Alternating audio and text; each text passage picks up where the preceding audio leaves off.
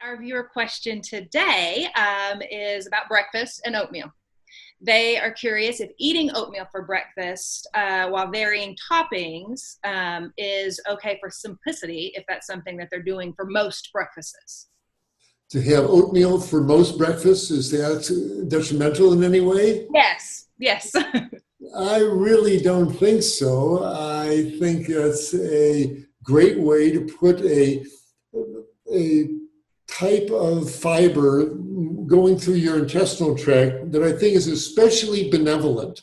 Oat fiber, the mass in the intestines produced.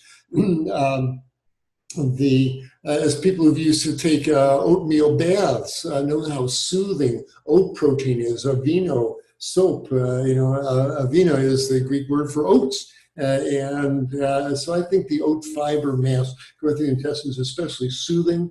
I think once it gets down to the colon, it feeds a particularly healthy population of microbes down there. And there's a fair amount of very usable protein and healthy carbohydrates.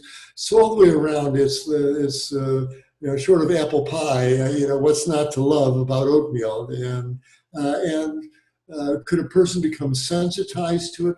I don't believe so, because during the rest of your day, you're eating salads and soups and fruits and beans and all sorts of vegetables. By the time that next morning's breakfast comes around, so many molecules of different types have passed along your intestinal tract. I don't think another helping of oats is going to cause any problems. So if you're a big oatmeal fan, again, it's a great vehicle to get the ground flax seeds and chia seeds and hemp seeds. We throw in I crush up some walnuts, I throw those in. We have some dried mulberries, I put those on. What else did I have? My wife made some great cashew milk. And berries. They're a great vehicle that we load on the blueberries and blackberries and raspberries.